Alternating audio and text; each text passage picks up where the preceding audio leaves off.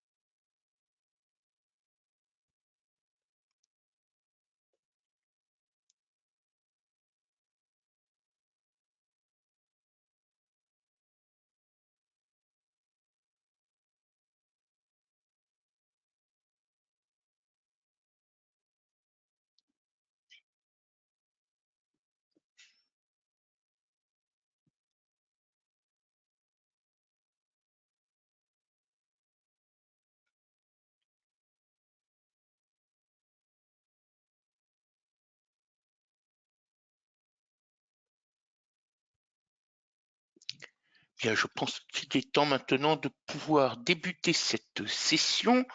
Bonjour à toutes et à tous, bienvenue à nouveau pour cette édition consacrée aux actualités sociales pour le mois de juin 2024. Très heureux de vous retrouver à nouveau pour ce moment d'échange, d'écoute, de partage. Donc, comme à l'accoutumée, n'hésitez pas à poser vos questions. Maïla, qui m'accompagne, fera état bien évidemment de vos différentes interrogations et on tentera d'y répondre à raison bien évidemment de nos connaissances du sujet.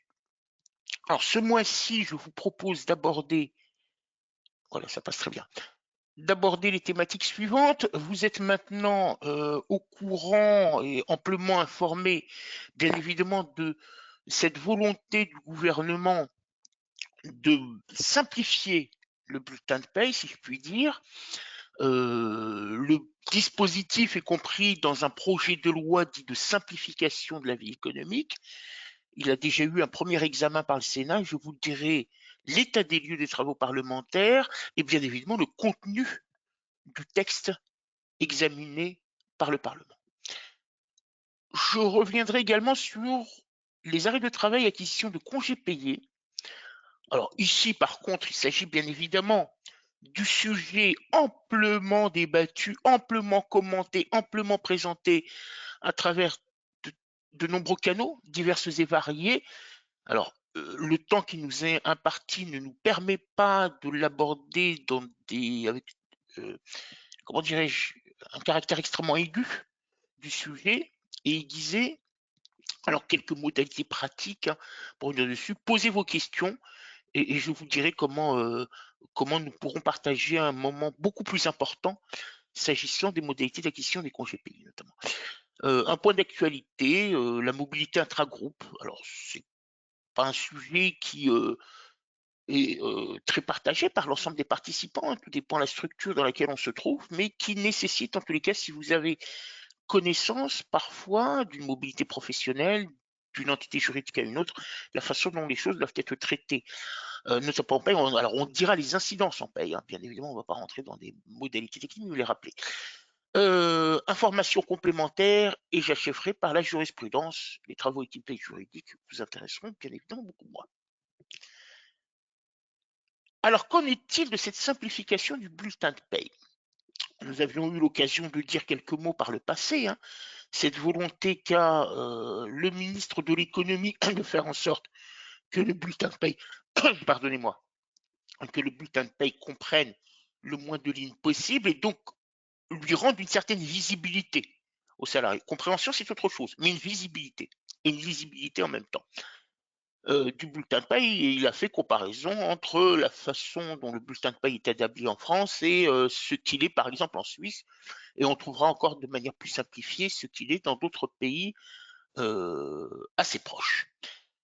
Le dispositif est compris dans ce projet de loi de simplification de la vie économique qui a été présenté au Parlement par le gouvernement, puisque le texte avait été adopté en Conseil des ministres à la fin du mois d'avril, sachant que le gouvernement est maître, bien évidemment, de l'ordre du jour au Parlement, qu'il s'agisse du Sénat ou de l'Assemblée nationale, et il a choisi, en l'occurrence, de procéder à un premier examen, non pas par l'Assemblée nationale, ce qui est plutôt coutumier, mais plutôt par le Sénat.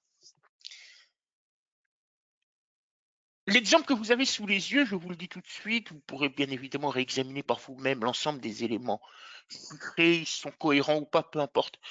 C'est exactement ce qui est tiré du dossier de presse qu'a remis le ministère à la profession en question et schématisant ici par un exemple extrêmement simple la proposition d'évolution. Vous voyez qu'un certain nombre de lignes ont disparu, pour certaines totalement, pour d'autres de regroupements, dont notamment les lignes de cotisation et contribution sociale employeur et celles du salarié. Alors, première observation, ce qui semble être mis en exergue ici, dans une police de caractère plus ou moins proche des autres lignes, mais en tous les cas suffisamment soulignée visuellement, c'est le coût total pour l'employeur. Donc la volonté ici du ministre de l'économie, c'est de faire valoir aux salariés ce que son poste, ce que son emploi coûte en globalité à l'employeur. Ce coût-là, c'est bien évidemment à la fois la somme de la rémunération brute et la somme des cotisations dues par l'employeur et quelques ajouts qui peuvent apparaître ici ou là le cas échéant. Mise en exergue, alors j'espère qu'en tout état de cause, on n'aura pas, comme nous l'avons connu dans un passé récent, une exigence dans l'arrêté à venir présentant et fixant le modèle 2027, le modèle futur, de mentions particulières réglant la question de la police de caractère et considérant, si vous vous souvenez des dispositions, qu'elle devait faire, pour certaines mentions, 1,5 fois celle qui était consacrée aux autres lignes en l'occurrence. Nous y veillerons, en tous les cas pour les éditeurs de paie qui restent en contact avec la DSS qui pilote ce projet de loi, nous veillerons bien évidemment à ce que nous n'ayons pas cette contrainte technique et que les choses soient faites dans les meilleures conditions possibles. Autre singularité, est-ce qu'elle va passer? Normalement, elle devrait passer. Oui, c'est donc, vous disais-je, le regroupement de l'ensemble des lignes des cotisations patronales. Vous avez ici un montant global. Tel que vous connaissez aujourd'hui la production du bulletin de paye, je suis désolé pour ces interférences, tel que vous connaissez aujourd'hui la présentation du bulletin de paye, bien évidemment, vous avez le regroupement par risque couvert voulu dans la réforme de 2016, avec en premier lieu la santé, puis la retraite, puis l'accident de travail, puis l'assurance chômage, et bien évidemment, la première ligne au regard de chacun des risques couverts est celle afférente au régime général, le régime de base. Et ensuite sont inscrites sur le bulletin de paie, bien évidemment, les réduction ou exonération ou allègement de cotisations dont peut bénéficier l'employeur. Alors en premier lieu, bien évidemment, notre fameuse RGCP, et puis au-delà, si les plafonds de rémunération ne sont pas atteints, et bien évidemment la réduction sur la cotisation maladie, puis la réduction sur la cotisation allocation familiale. En l'occurrence ici, ce montant de 412,86, il regroupe quoi? Il regroupe bien évidemment les cotisations dues par l'employeur, déduction faite bien évidemment des dispositifs exonératoire. Donc on peut aisément imaginer que l'employeur bénéficie de chacune de celles que je viens de citer pour un salaire de 1766,96 €, un peu plus élevé d'ailleurs puisqu'il y a des heures supplémentaires. mais qui ne franchit nullement 1,6 fois le SMIC. Donc on a un premier salaire qui correspond à peu près au SMIC, et puis la réalisation de quelques heures supplémentaires, et l'employeur bénéficiera bien évidemment des exonérations lorsqu'elles sont admises par la loi. C'est ce regroupement en une seule ligne que l'ensemble des cotisations dues et bien évidemment des réductions dont il peut bénéficier et dont il peut se prévaloir. Vous avez de la même manière les cotisations et contributions qui sont à la charge du salarié, dont on ne distingue plus par ailleurs, bien évidemment, l'ensemble des détails, l'ensemble des assiettes, l'exactitude de l'assiette, l'exactitude des taux. Et on dira quelques mots ici dans le document qui devrait accompagner le bulletin de paye. Mais en l'occurrence, voilà ce que vous percevez, voilà ce que vous percevez au titre de votre salaire, et voilà ce qu'il convient de déduire pour comprendre votre net à payer. Ce n'est pas suffisant parce que bien évidemment viennent s'y ajouter le cas échéant des avances retenues ou autres. Alors là, on a une retenue de 32,40 €, possiblement correspondant à la part salariale du financement des titres restaurants. Le montant serait positif si d'aventure il y avait un remboursement d'abonnement au transport en commun, parce que je pense que la différence serait supérieure à 32,40 €. Vous avez le net fiscal, nécessaire bien évidemment à la compréhension de la déclaration de revenus pré-remplie, et vous avez en même temps la déduction faite au titre du PAS, du prélèvement à la source, avec un taux de 10%, ce qui en soi est quelque peu élevé d'ailleurs pour un salarié qui perçoit la rémunération équivalente du SMIC et quelques heures supplémentaires, mais un taux peut-être qui comprend très probablement, bien évidemment, les revenus globaux du couple et du coût du foyer fiscal pour une application de 10%. Voilà ce que devrait être le bulletin de paye et le modèle qui paraîtra dans l'arrêté qui fixera les règles à venir. Sachant que bien évidemment, dans la mesure où cette mesure entrera en vigueur en 2027, nous avons encore un peu de temps pour que la direction de la sécurité sociale puisse échanger sur le meilleur modèle et meilleures pratiques pour les entreprises éditeurs de paye, éditrices de paye, pardon, et les employeurs. Alors, vous aurez compris également, nous l'avons souligné à l'instant, que ce modèle-là, je reviens un instant en arrière, ne permet pas aux salariés de comprendre avec exactitude le montant de ses cotisations et contributions, notamment lorsqu'un certain nombre de dispositifs viennent compléter son bulletin de paye. Et vous l'avez sans doute dans vos réglementaires de paye, je pense notamment à la situation du salarié qui est à temps partiel, mais qui convient avec son employeur de maintenir une assiette temps plein s'agissant des cotisations vieillesse de base et de la retraite complémentaire Agir Carco. Les choses n'apparaissent pas. Est-ce que l'employeur a correctement fait les choses? On ne le sait pas. Qu'en est-il notamment pour les salariés qui relèvent du régime local Alsace-Moselle? Les choses n'apparaissent pas non plus. Est-ce qu'on a bien appliqué le bon taux de prélèvement salarial? Est-ce que le salarié peut s'assurer d'être couvert par ce régime très particulier? Alors, bien évidemment, si c'était le cas par le passé, dans un bulletin plus informatif, il y aura une cohérence du niveau de prélèvement. Si c'est un régime nouveau, il ne l'aura pas sur son bulletin de paye immédiat, en tous les cas pour le modèle qui lui est remis. Raison pour laquelle des informations supplémentaires devront être délivrées aux salariés avec une obligation de mise à disposition d'éléments complémentaires d'information. Alors j'insiste un peu sur cette obligation-là parce que lors de la présentation au mois d'avril dernier, le ministre de l'économie en charge, en tous les cas, dont la réforme est voulue, hein, et en charge de la mesure, avait indiqué que la formation serait, ou les informations seraient livrées sur demande du salarié. Il a été très rapidement corrigé par ses propres services. Et en tout état de cause, le texte est assez clair, hein. La délivrance de cette information complémentaire ne se fait pas sur demande du salarié, il n'y a pas d'exigence de demande du salarié, elle doit se faire de manière obligatoire ou automatique. Sous format électronique obligatoire ou facultatif, la volonté première était de la remise d'un document dit numérisé. Ce qui pouvait être gênant en l'occurrence, parce que bien évidemment, nombre de salariés reçoivent encore en France un bulletin de paie en format papier et non pas électronique, ne disposent pas de coffre-fort électronique. En tous les cas, ce n'est pas la volonté de leur employeur de procéder à ces modalités de remise de bulletin de paie. Le texte ne permet pas de s'assurer de l'obligation d'un document numérisé.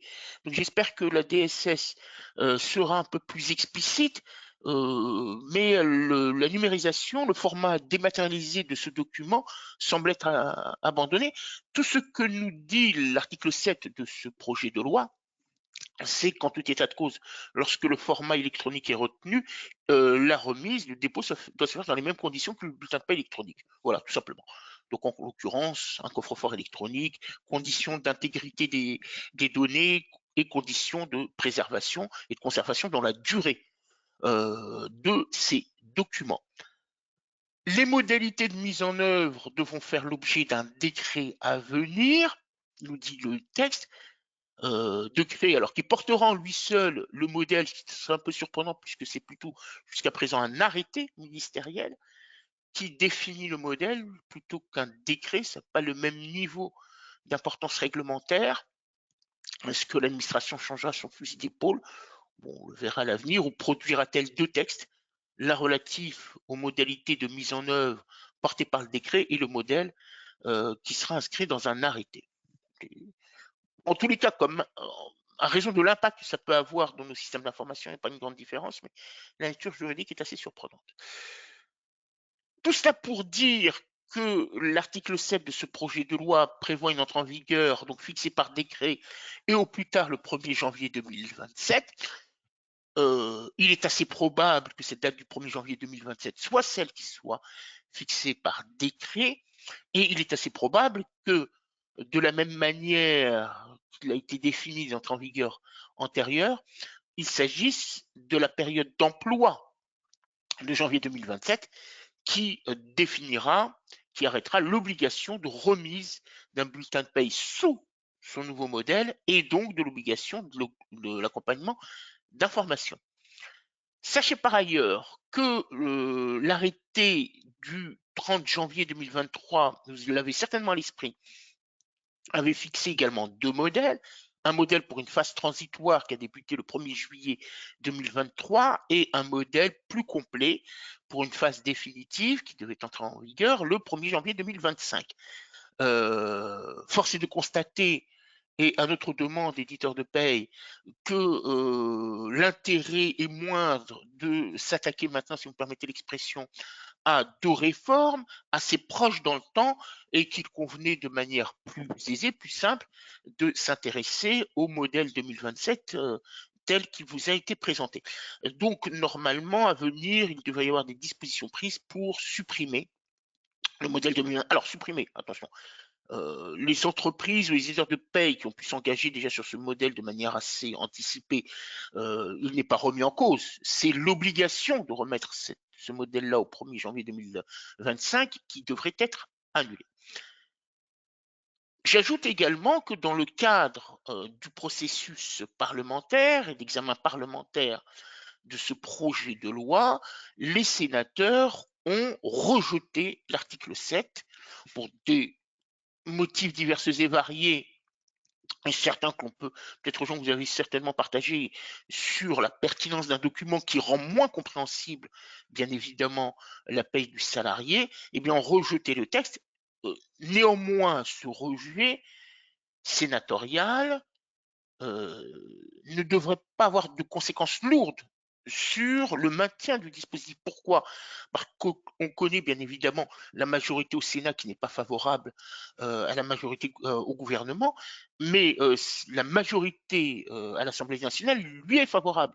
Donc il est assez probable qu'en réalité, par voie d'amendement, s'ils reprennent bien évidemment le texte du Sénat, puisque c'est la règle du jeu, c'est de reprendre bien évidemment le texte tel qu'il a été adopté par l'autre chambre dans ce processus d'examen parlementaire, eh bien que l'Assemblée nationale et que les députés rétablissent l'article 7 en l'occurrence. Alors, avec ou sans amendement, l'avenir le dira. À la dernière lecture du calendrier parlementaire, pardon, du calendrier des travaux de l'Assemblée nationale, Le projet de loi n'était pas inscrit à l'ordre du jour, mais il y a des fenêtres de tir, hein, visiblement dans leur calendrier, notamment pour fin juin, afin de pouvoir procéder à l'examen en commission, puis en plénière de ce texte-là. Donc, vous avez certainement noté, comme la presse en a fait écho, de ce que le dispositif a été rejeté, mais ayez toujours à l'esprit que, en tout état de cause, en cas de désaccord entre d'une part le Sénat et d'autre part l'Assemblée nationale, ce sont toujours, ça c'est constitutionnel, toujours les députés qui ont le dernier mot. Donc, la majorité étant favorable au gouvernement, il est assez probable que la mesure soit retenue. Voilà, peut-être quelques questions déjà, Maïla, ou pas sur ce Oui, dispositif? bah, du coup, tu viens juste d'y répondre, c'était concernant le Sénat qui avait rejeté le projet de D'accord. simplification. D'accord, très bien, parfait. Ben voilà, les choses sont dites. Donc le processus parlementaire va poursuivre son cours à une date sans doute assez proche, hein. Je pense qu'ils en seront saisis, les députés, avant la fin du mois, et nous en saurons plus au cours de l'été. Bien, s'il n'y a pas d'autres questions, je passe au second sujet relatif aux arrêts de travail et congés payés, modalités pratiques de mise en œuvre. Nous avons vu le mois dernier quelles étaient bien évidemment les dispositions de manière théorique, quoique nous ayons largement débattu et répondu aux nombreuses questions, et je suis moi très heureux de pouvoir échanger sur vos problématiques et les difficultés que vous rencontrez. J'ai quelque peu schématisé ici les choses, notamment sur l'incidence. Alors, on va voir l'incidence en deux temps. Je vais vous expliquer dans un instant pourquoi. L'incidence d'un arrêt maladie tel que prévu, en tous les cas, tel que traité à la lumière des nouvelles dispositions légales. Les choses sont assez simples, hein. Ici, j'ai pris une période donc, qui est ouverte, hein, si je puis dire, en termes d'acquisition depuis le 1er juin dernier. La période de référence courant de juin 2024 à non, j'ai mis juin 25, c'est pas juin 25, c'est 05, c'est mai 25, donc on corrigera ça à la remise du support, avec un arrêt de travail d'une durée d'un mois, vous le voyez ici au mois de novembre de cette année. Comment les choses devraient être décomptées si on appliquait rigoureusement la loi? Pour la période courant du mois de juin au mois d'octobre, le salarié étant en activité professionnelle, en tout état de cause, lui sera attribué pour chaque mois 2,5 jours ouvrables. Traduisez vous-même si vous réalisez une gestion de jour ouvré de 0,8, mais ça, je reste sur la règle générale, bien évidemment. Votre conversion, vous avez coutume de la faire éventuellement, et vous êtes nombreux à avoir une gestion au jour ouvré. Donc 2,5 en ouvrable, 2,08 en ouvré. Au titre du mois de novembre, en arrêt maladie, ce salarié ne se verra attribuer que 2 jours ouvrables ou 1,66 ouvré. Il reprend au 1er décembre son activité et jusqu'au terme de la période de référence, soit mai 2025, le salarié se verra attribuer 2,5 jours ouvrables ou 2,08 ouvrés. Le total des droits acquis par le salarié au titre de la période d'activité sera de 11 fois 2,5, soit 27,5, auquel je vais ajouter 2 jours, soit 29,5, arrondi à 30 jours. Alors, je vous dirais que là, la période est assez complète, en raison notamment de l'obligation d'arrondi. Je verrai après, je vous dirai après ce qu'il en est de la période d'équivalence neutralisée sur 4 semaines. Mais régissant les droits des congés payés de la sorte, le salarié est en réalité rempli de ses droits. J'attire votre attention sur le fait qu'on a pu noter ici ou là, ce qui n'est pas une inexactitude textuelle par ailleurs, donc je peux en comprendre la lecture, de ce que les règles afférentes à l'arrondi, telles que maintenant a été amendé le Code du travail, ne semblent viser que les jours acquis au titre d'une activité pleine. Ce qui supposerait que, bien évidemment, je n'ai pas à procéder à l'arrondi pour les droits acquis au titre d'un arrêt maladie ou d'un accident non professionnel. Alors, textuellement, c'est le cas. Je m'engagerai pas à titre personnel sur une lecture aussi stricte. Pourquoi? Parce que la règle de la ronde dit est un droit absolu, donc si on s'y réfère point par point, cette hypothèse de résolution juridique est sans doute admissible. Je pense qu'en réalité, l'arrondi s'impose de fait pour le salarié parce que la gestion des congés payés, et là encore, c'est une interprétation personnelle, mais que je partage avec d'autres juristes, qu'en réalité, une gestion, lorsque je prends les congés payés, est bien d'une gestion au jour plein. C'est-à-dire que on ne peut pas en droit imaginer que le salarié prenne des demi-journées ou un nombre réduit de quelques temps, de quelques heures, de quelques minutes de congés payés. C'est inconcevable. La gestion des congés payés, dans leur globalité, nécessite un renvoi de jours. C'est la raison pour laquelle. Alors, bien évidemment, on l'a peut-être même pratiqué à titre personnel, nombre d'employeurs l'admettent en France, c'est que lorsque j'ai besoin d'être absent, il n'est pas impossible que je pose une demi-journée. Soit, la chose est vraie. La chose est vraie. Mais en tout état de cause, à mon sens, ça devrait être en jour complet. Alors, souplesse est donnée aux employeurs. Par contre, si on devait écarter l'arrondi y compris, notamment, pas plutôt y compris, mais notamment pour les jours acquis au titre d'un arrêt de travail, bien, qu'est-ce que je fais? Alors là, c'est deux, hein, c'est assez simple, mais in fine, le salarié est fréquemment absent et j'ai un nombre de congés acquis de 0,84. Si je ne l'arrondis pas, ça signifie que le salarié est en droit de s'absenter 0,4 pour une durée sur une journée de 0,84 temps. Bon, ben, qu'est-ce que je fais des 0,16? Est-ce que je viens travailler, comme je l'organise? Est-ce que je l'arrondis à l'entier inférieur? C'est ce que certains émettent comme hypothèse de travail. Il n'y a pas de certitude.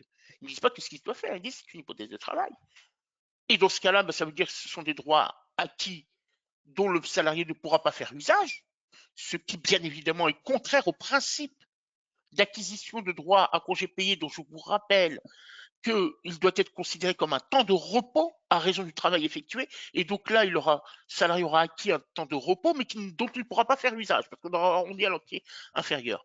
Ou alors, plus simplement, à l'entier supérieur, c'est, à mon sens, la sagesse qui le conduit, c'est que le salarié a acquis un temps de repos. Je ne vais pas pouvoir gérer ce temps de repos, donc qualifié de congé payé en droit. Je ne pourrai pas faire bénéficier de ce temps de repos notamment si la journée n'est pas entière, parce que le cas échéant, je ne vais pas lui demander de venir travailler 12 minutes ou 26 minutes. C'est invraisemblable, ça n'est pas cohérent, ça n'est pas praticable. Donc la sagesse conduit plutôt à s'assurer que le salarié a été rempli de son droit à repos dans sa totalité et donc de lui attribuer ce droit à l'arrondi supérieur. Bon, voilà. Les juges trancheront la question si elle leur est soumise.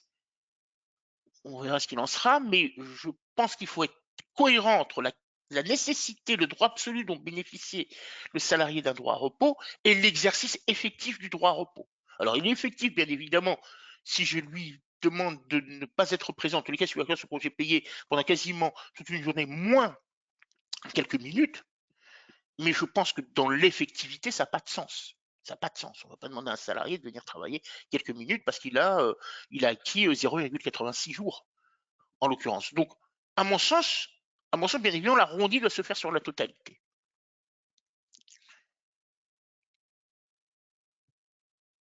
Reste toujours cette fameuse question de la neutralisation d'une période d'équivalence de 4 semaines. Alors, pourquoi elle se pose? Dans un schéma très simple que nous venons de présenter, nous attribuons des jours de congés payés à raison d'un mois complet, d'un mois civil. On rappellera que la loi permet les équivalences et considère qu'un mois de travail effectif équivaut à 4 semaines. Et on va beaucoup plus loin d'ailleurs, puisqu'on considère que 4 semaines valent 20 jours. j'ai à titre personnel toujours considéré que la meilleure façon de gérer cette attribution des congés payés, c'est de retenir l'équivalence en jours. En quelque sorte, eh bien, chaque fois que le salarié aura réalisé 20 jours, pardon, prenons notre exemple de métier, hein, exercé du lundi au vendredi au cours de la semaine, 20 jours d'activité, j'ai le droit à 2,5 ou 2,08 et rebelote, je poursuis bien évidemment ensuite. Si ce paquet, si vous me permettez l'expression, de manière assez schématique pour simplifier les choses, est inférieur à 4, eh bien je vais devoir proratiser.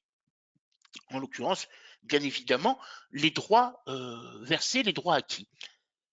Là ici, quand je regarde pourquoi le salarié est rempli de la totalité de ses droits lorsque sa période d'absence est au plus égale à 4 semaines. Ben, tout simplement parce que vous avez 52 semaines dans l'année, dont on rappelle que cela fait 13 paquets de 4 semaines, mais que le total absolu des congés payés en nombre de jours fixé par le Code du travail est de 30. Donc en réalité, il me suffirait de 12 périodes de 4 semaines pour avoir ces 30 jours. Conséquence, et la Cour de cassation est assez claire sur le sujet, conséquence, tant que l'absence du salarié n'excède pas 4 semaines, il est rempli de la totalité de ses droits. La question est justement l'incidence de cette règle-là, qui conduit le salarié à être rempli de la totalité de ses droits sur 12 périodes de 4 semaines, et une gestion de droits réduits, proratisés, lorsqu'il est en arrêt maladie. À mon sens, bien évidemment, il devrait y avoir neutralisation. Alors, comment la neutralisation se fait? C'est toute la question qui se pose. Difficile dans les systèmes d'information de considérer que tant que le salarié n'a pas été absent pendant 4 semaines, en totalité 4 semaines en arrêt maladie, ou 20 jours, si le décompte se fait en jours, pour être beaucoup plus précis, j'ai neutralisation. En réalité, combien même j'ai attribué au salarié, je l'en ai tenu informé d'un droit à congé payé réduit en raison de son arrêt maladie au terme, au terme de la période de référence, il aurait été rempli de ses droits. Ces nouvelles règles, quand on les examine de plus près, en réalité, en raison notamment de l'obligation d'information, sur laquelle on va sans doute revenir, eh bien, induisent et imposent plutôt qu'induisent, imposent une pratique, c'est que il faudra informer le salarié, alors, selon des modalités à convenir, mais plutôt de manière individuelle sans doute, de ce que l'information qui lui est délivrée est susceptible d'une régularisation en fin d'année, et en fin de période de référence. C'est-à-dire que je vais bien délivrer l'information sur laquelle il a acquis des droits réduits en raison de son arrêt maladie. Donc on rappelle d'ailleurs que l'obligation informative se fait à la reprise de chaque activité, quelle que soit la durée de l'arrêt, même une journée, et que c'est peut-être un droit réduit, mais que la réalité de ces droits sera réexaminée au terme de la période d'acquisition. Et c'est à ce moment-là que l'information lui sera adressée de la réalité du nombre de jours de congé dont il peut bénéficier. Voilà, et bien évidemment, si je réduis les droits, en réalité, au terme de la période de référence, ici, il y a une comment dirais-je, une neutralisation, une absence d'impact de l'arrêt maladie, et in fine, combien même il aura été porté à sa connaissance un nombre de jours réduit en raison de l'arrêt maladie dont qu'il a subi en quelque sorte, eh bien, il aura été rempli au terme de la période de référence de la totalité de ses droits. Voilà donc schématiquement ce qui peut se passer, en l'occurrence, que l'on ait une gestion d'ailleurs en période de 4 semaines ou de 20 jours, ou plus classiquement par mois civil. Encore moi, me gêne un peu parce qu'en réalité, si on la gère par période de 4 semaines ou par période de 20 jours, le salarié est rempli de ses droits quasiment fin avril, début mai.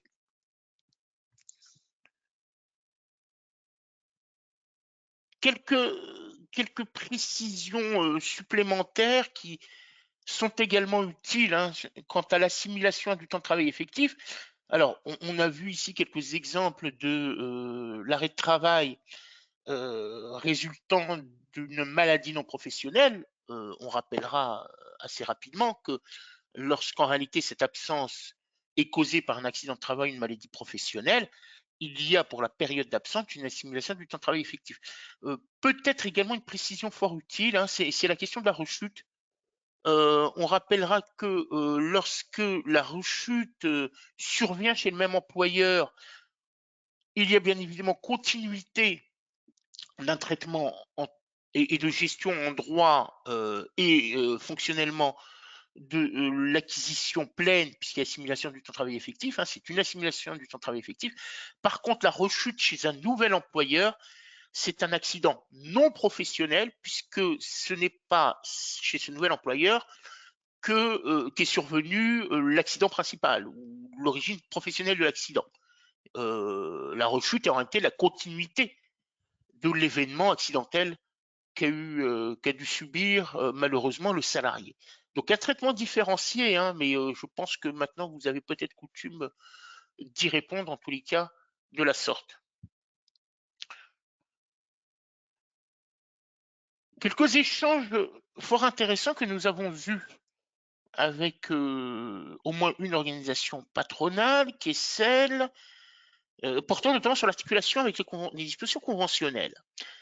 Ce que je vous cite là, c'est plutôt des modalités interprétatives de certaines organisations patronales, dont on aimerait bien évidemment que la Direction générale du travail, la DGT, le ministère, puisse nous éclairer. Alors, je ne dis pas que les organisations patronales en font qu'une interprétation erronée, loin de là l'idée, bien évidemment, parce que je comprends tout à fait leur argument juridique. Je souhaiterais surtout que le ministère clarifie sa position. Pourquoi? Parce que pour ces organisations patronales, si l'idée première, telle qu'elle peut être réalisée, et je sais qu'il y a un certain nombre d'éditeurs de paie qui sont sur cette ligne-là, qui est de considérer que le salarié acquiert des droits à congés payés pleins lorsque la convention collective le prévoit. Hein. Je rappelle que certaines conventions collectives prévoient une acquisition pleine tant que le salarié bénéficie d'un maintien à 100% de son salaire. Et que par la suite, bien évidemment, au terme de la durée et donc la période de maintien de salaire à 100%, il bascule en un droit réduit. Et donc, en quelque sorte, c'est une gestion mitigée qui cumule les deux droits. Certaines organisations patronales écartent cette hypothèse et considèrent qu'il ne doit y avoir qu'une seule règle applicable. Qu'est-ce que ça signifie? Dans leur pratique, ce qu'elles suggèrent, ce qu'elles avancent, c'est d'abord une attribution des droits en application de la loi, et ensuite, au terme de la période de référence, on examinera quel est le nombre de jours de congés payés le plus favorable aux salariés en établissant une comparaison entre, d'une part, les droits réduits acquis au titre de la loi et les droits pleins acquis au titre de la période, des dispositions conventionnelles. Alors, la grande difficulté ici réside dans le fait qu'il va falloir imaginer des modalités attributives selon les deux sources de droit, à savoir d'une part la loi et d'autre part la convention collective, pour, in fine, faire la comparaison. Alors, je dirais que, d'abord, c'est la même chose qui est réalisée lorsque vous procédez à la rupture d'un contrat de travail et que vous versez une indemnité de licenciement. Le montant le plus favorable, d'origine légale ou conventionnelle, doit être versé aux salariés. Nous sommes d'accord. Sauf que, bien évidemment, le calcul se fait au terme du contrat de travail et c'est un seul calcul. Il n'y a pas de cumul particulier. J'établis deux règles de calcul en ayant recherché d'ailleurs les bases similaires hein, en termes d'assiette. Sauf si la convention collective est un peu plus favorable. Ici, ça supposerait qu'en réalité, tout au long de la vie du salarié dans l'entreprise, et en l'occurrence, bien évidemment, sur toute une période de référence, d'acquisition, il conviendrait de maintenir les deux modes de calcul. En réalité, ou les deux modalités attributives. Pour dire vrai et pour être transparent, c'est extrêmement difficile à réaliser dans ce système d'information. Extrêmement difficile. Si l'on est contraint à le faire, bien évidemment, nous examinerons les modalités d'adaptation du système d'information. Aujourd'hui, ce n'est pas bien évidemment la ligne de conduite retenue par un certain nombre d'acteurs de la paye, considérant qu'elles sont des droits cumulatifs, qu'il convient de retenir dans un premier temps les dispositions conventionnelles plus favorables, parce que c'est là où les choses sont intéressantes, pour appliquer ensuite la loi. Voilà où nous en sommes. Voilà où nous en sommes. Je vous invite, chacune et chacun d'entre vous, à prendre attache avec votre organisation patronale de référence, de nous en faire part éventuellement directement avec votre interlocuteur habituel de SD Works, et nous examinerons bien évidemment la faisabilité des choses dans les meilleures conditions. En tous les cas, voilà en centrale dans le standard ce qui est retenu et l'éventualité d'une autre interprétation. L'intervention de la DGT maintenant est plutôt urgente, hein, parce que plus elle va tarder sur sa doctrine administrative, plus les choses seront difficiles en termes de correction des droits. Sur le report, un schéma, pardon, voilà. Vous voyez comment ici les choses se font. Alors, vous savez que sur le droit report, le droit report résulte d'une condition absolue, c'est que le salarié a été mis dans l'impossibilité de prendre ses congés en raison de son arrêt de travail. Arrêt de travail causé soit par une maladie ou un accident non professionnel ou un AT-MP. La question est ensuite, que signifie être dans l'impossibilité de prendre ses congés?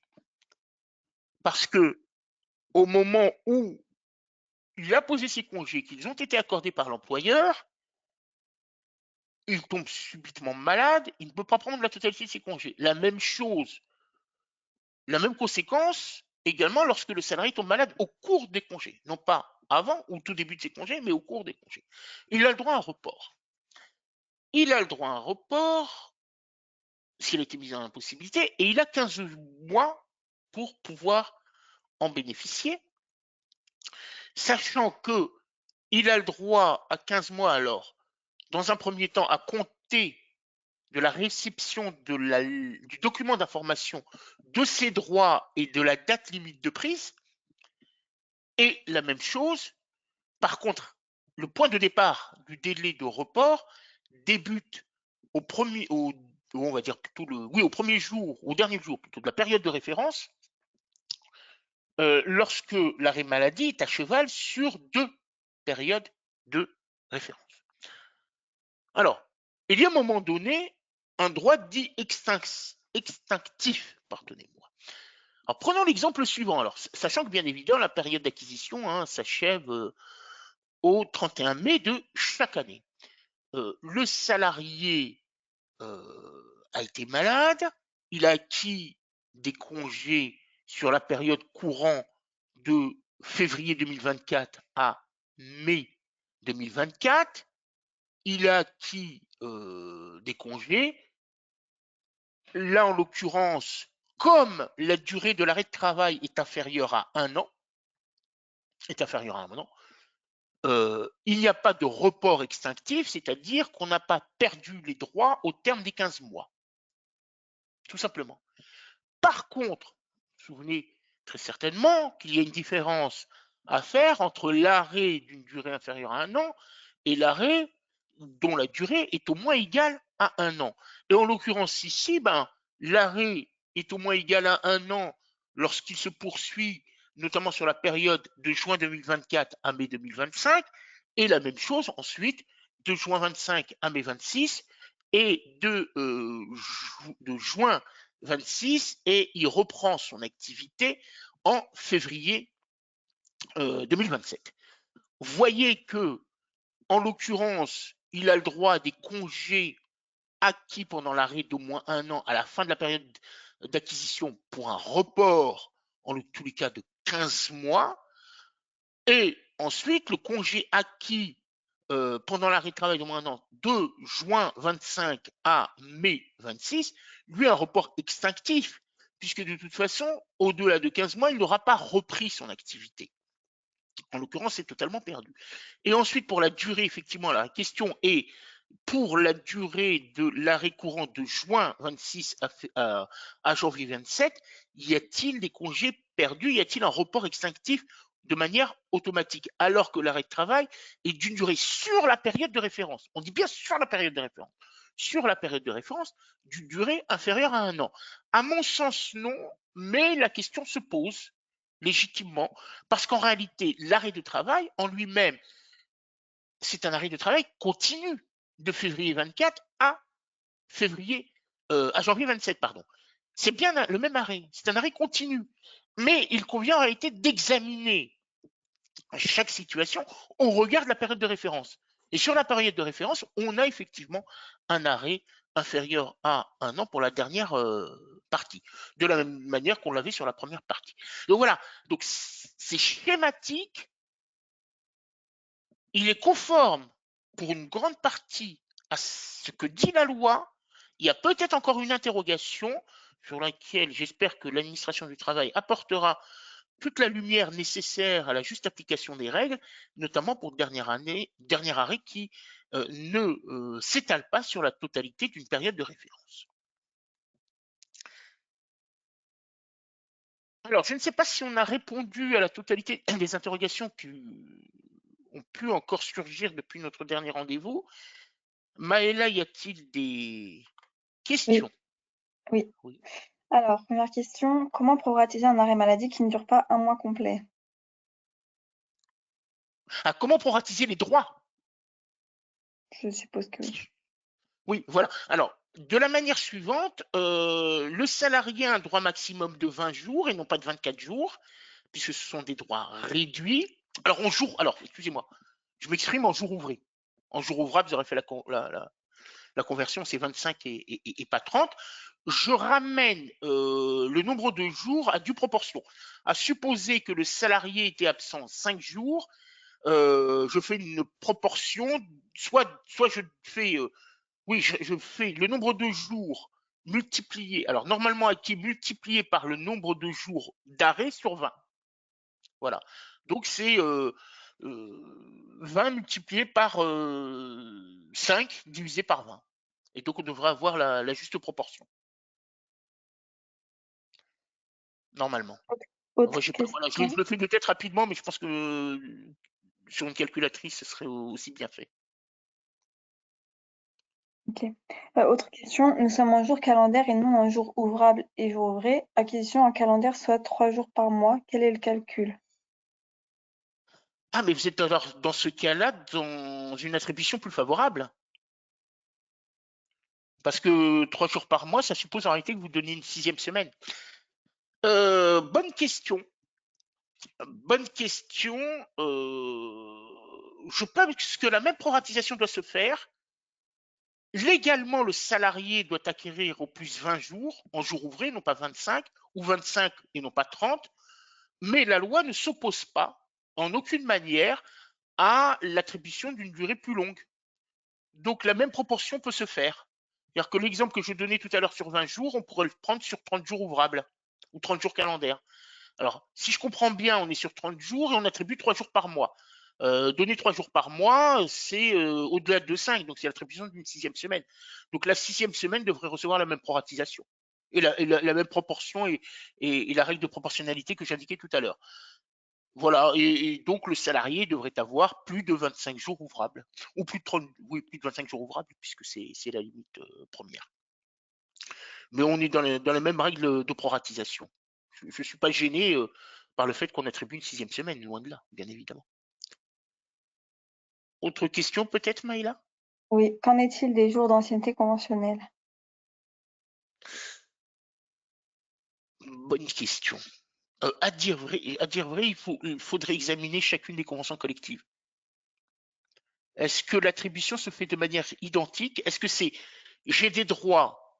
Alors, toute la problématique repose dans est-ce que j'ai droit à des congés d'ancienneté, y compris lorsque le salarié n'est pas en temps de travail effectif, tout simplement considérant que l'arrêt maladie entre dans l'ancienneté, ce qui est normalement le cas, puisqu'on on décompte l'ancienneté à partir de la date d'entrée du salarié dans l'entreprise, quelle que soit la période de suspension, et à mon sens, il ne devrait pas être affecté, ou est-ce que les dispositions conventionnelles s'attachent à conditionner l'attribution de ces jours de congé d'ancienneté à l'exercice effectif du travail du salarié, et là, on serait dans d'autres considérations. Je pense que la question ne mérite réponse que par un examen assez pratique de la convention collective pour en étudier les conditions d'attribution. Cela étant, c'est bien évidemment, on y intègre la période, on intègre l'arrêt maladie dans la période d'ancienneté. À mon sens, ce sont des droits acquis. Je ne vois pas pourquoi le salarié jusqu'à présent avait droit à ses congés d'ancienneté lorsqu'il était malade, alors qu'on avait peut-être réduit ses congés classiques, je dirais de droit commun. Il devrait en avoir également usage et droit, bien évidemment, même avec la nouvelle règle. Donc c'est la pratique réalisée jusqu'à présent qui va répondre et l'interprétation que vous faites des dispositions conventionnelles et de leur lecture précise. Autre question peut-être, Maïla? Oui. Est-ce valable pour les salariés qui travaillent les dimanches? Je pense que c'est l'acquisition maladie, des CP en maladie. Si c'est valable pour Oui, ces salariés-là. oui, c'est valable, à moins que votre question comporte une particularité, mais bien évidemment, la règle s'applique à tous les salariés, absolument, à tous les salariés sans exception. On a eu une précision concernant les jours acquis en calendaire, soit 5 semaines de congés payés à 7 jours. Pour une semaine, nous décomptons 7 jours, soit 35 jours de CP sur la période. Ouh. Donc vous avez des modalités attributives plus importantes et vous retenez 7 jours de congés payés. Alors, je vais vous faire un aveu, c'est la première fois que je vois ce type de pratique. Alors, fort intéressante. Il me faudrait poser la proportionnalité pour y répondre. Nous avons votre question, donc on va essayer d'y répondre en termes de proportionnalité, mais il faut regarder, il faut regarder. C'est donc pas une 6e semaine, ça aurait été une pratique qui est tout autre, qui est attribution, donc si je comprends bien, quasiment de 35 jours, mais à chaque fois que le salarié pose ses congés, oui, mais alors ça signifie que vous décomptez même un jour de congé payé sur un jour de repos hebdomadaire obligatoire. Ce qui n'est pas le cas en jour ouvrable. Normalement, on retire 6 jours. C'est ce qui fait la gestion au jour ouvrable. Mais aller beaucoup plus loin, ça veut dire que vous attribuez un nombre de jours plus important et vous décomptez même. Ah, c'est surprenant ça, parce que ça veut dire que vous n'avez pas la même qualification juridique de ce jour hebdomadaire de repos selon que le salarié soit en congé ou pas. Et très honnêtement, je ne sais pas comment y répondre. En raison de la qualification juridique que vous allez donner à ce jour de repos qui n'est pas la même selon que le salarié est en congé ou pas. Quand je dis jour de repos hebdomadaire, hein, bien évidemment.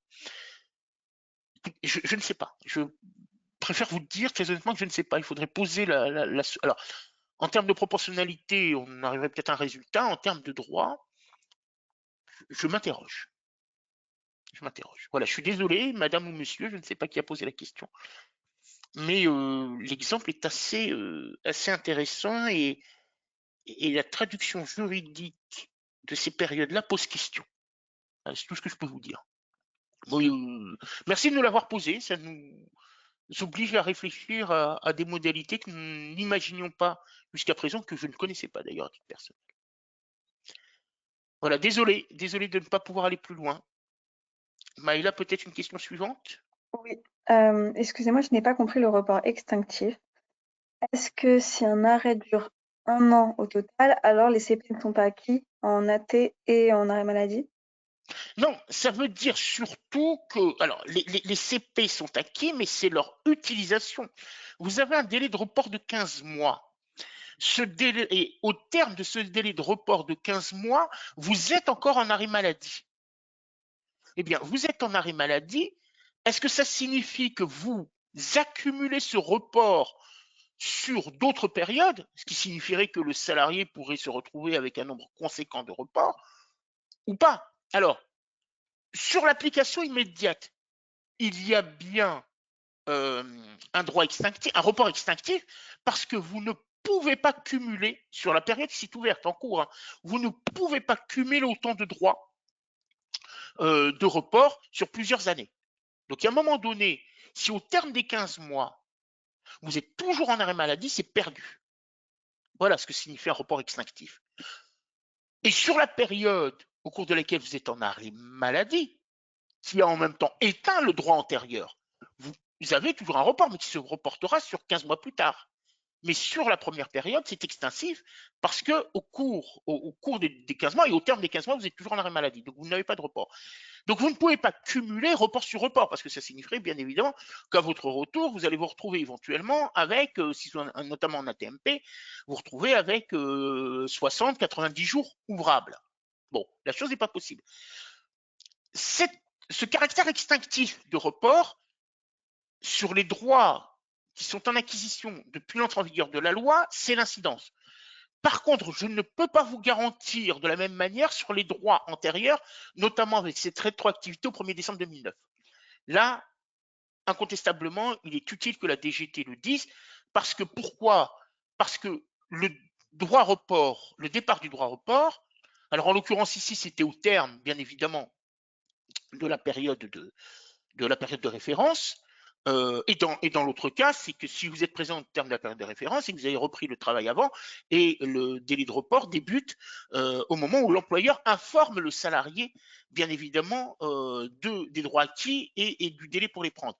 Mais comme l'exercice d'information sur les périodes antérieures n'a pas été réalisé, est-ce une condition sine qua non que fixera ou pas le juge dans l'interprétation des textes et considérera bien évidemment que inexistante ou vous ne l'avez pas fait dans le délai imparti, eh bien, ce sont des reports cumulés, ou alors considérera que peu importe l'information délivrée ou que vous ayez répondu à cette obligation d'information, en tous les cas, il y a un report extinctif.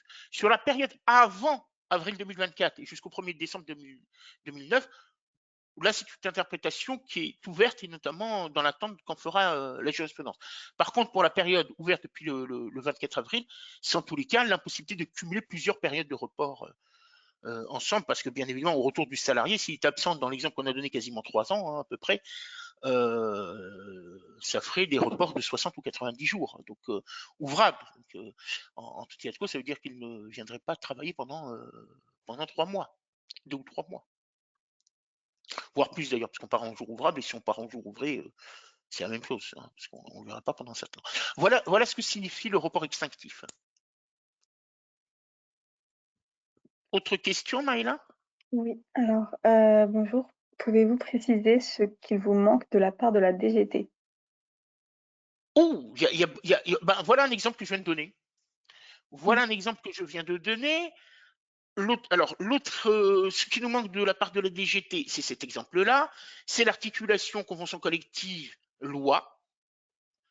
C'est entre autres également les conséquences de l'absence d'information de l'employeur à destination du salarié.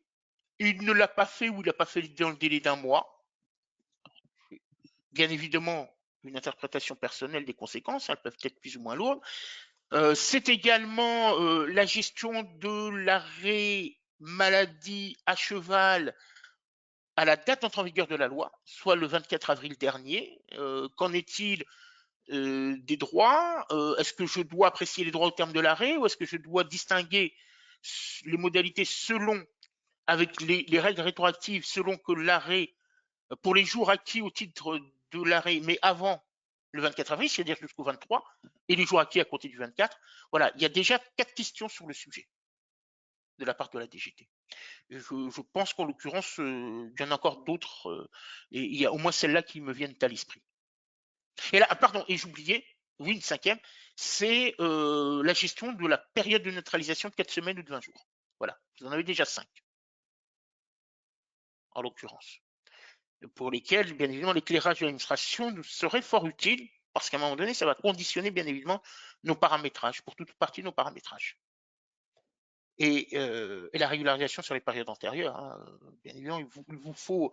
Les choses sont ouvertes. Hein. Nous ne ferons rien. Les choses sont acquises de notre côté chez SD Works.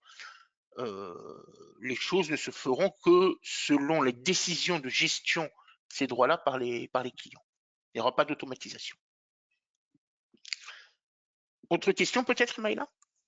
Nous avons déjà des demandes de salariés pour des arrêts de juin 2021 à mars 2022. Vous nous recommandez de ne pas faire de calcul et d'attendre. Ne sommes-nous pas obligés d'informer le salarié?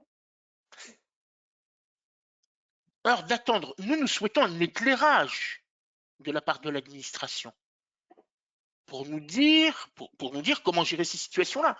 Vous citez 21-22.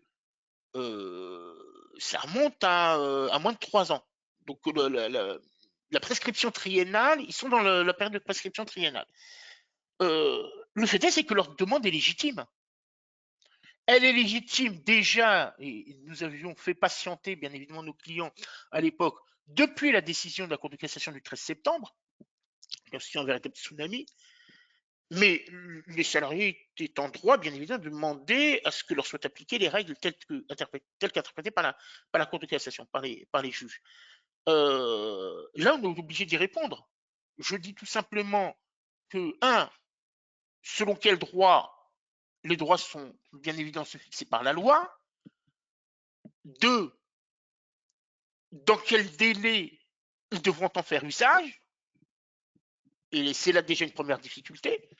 Parce que si on se positionne à l'époque, vous n'avez pas délivré d'information, et à ce jour, vous n'avez pas délivré non plus l'information. Cette note d'information. Alors, cette note d'information, qui doit accompagner, pourtant de date certaine. Donc, vous voyez un peu la difficulté, mais je ne reviens pas sur ce qu'on s'est dit le mois dernier. Elle fixe le point de départ du délai de report. Tant que je ne l'ai pas fait, c'est un report, c'est un point de départ du délai de report qui est reporté lui-même, si je puis dire. Mais je ne l'ai pas fait à l'époque non plus. Et c'est toute la difficulté. Sinon, bien évidemment, il faut leur attribuer. Alors, l'absence d'éclairage sur ce délai de report, et notamment, suis-je en droit d'aller au-delà de 15 mois? Ce délai de report, de 15 mois, est-ce qu'il s'applique de manière automatique pour le passé ou pas? Alors vous allez me dire, normalement, si vous avez une bonne gestion, mais non, vous avez toutes et tous une bonne gestion des droits congés payés. Je pense que l'on permettra à ces salariés de prendre ces congés dans le délai imparti, tout simplement, avant ces 15 mois. Mais sinon, en droit, vous avez une obligation effectivement de remise, d'attribution, bien évidemment, des congés. C'est juste à partir de quel moment j'apprécie le délai de report, si délai de report il doit s'appliquer. Voilà l'éclairage. Mais oui, il y a une obligation légale. Sur le fondement de la loi, vous êtes obligé effectivement de l'attribuer. Alors je dis là, on est dans la prescription triennale. Hein. C'est pour ça toute l'interrogation, notamment au-delà des 3 ans. Que signifie une application rétroactive de la loi jusqu'au 1er décembre 2009? Je ne sais pas. Avec toutes les difficultés qu'il y a, bien évidemment, de retrouver les justes informations permettant l'attribution de ces droits. Voilà, Maïla. Autre question peut-être, parce que je vois que le temps tourne. Ouais, juste une précision à nouveau sur les jours, l'acquisition des jours en jours calendaires. Effectivement, ce n'est pas une 6e semaine. Oui, car l'acquisition est égale à 3 jours, pardon, fois 12 mois, donc 35 jours, et une semaine, ça correspond à 7 jours de prise. Une semaine correspond à la durée de prise. Donc c'est pas la même chose que les 7 jours de tout à l'heure alors. La Si, question si, est. une semaine, si on prend une semaine, ça correspond à 7 jours de prise, D'accord, ok, d'accord, oui, il me semble. très bien. Merci pour la précision, c'est ce que me semble avoir compris. Mais encore une fois, hein, c'est toute la problématique de la qualification juridique du droit à repos hebdomadaire dont bénéficie le salarié que vous allez traiter en jour de congé payé. Et en tout état de cause, bien évidemment, il est extrêmement difficile sur une même période d'avoir deux qualifications juridiques. Est-ce que ça signifie que si vous le traitez en congé payé, que le salarié n'a pas bénéficié de son droit à repos, ou est-ce que vous n'avez pas attribué ou décompté un jour de trop? Je ne sais pas. C'est une pratique que je ne connaissais pas, hein, mais qu'il nous faudra examiner. Voilà, Voilà, on arrive au bout. Très bien, nous sommes arrivés au bout des questions, c'est ça que tu veux dire? C'est ça. Merci beaucoup Maïla, et merci bien évidemment à chacun et chacune d'entre vous euh, pour ceux qui ont posé leurs questions, qui ont permis d'approfondir les échanges. Quelques éléments sur la mobilité intragroupe. Le sujet est d'intérêt notamment pour la gestion des incidents sans paye.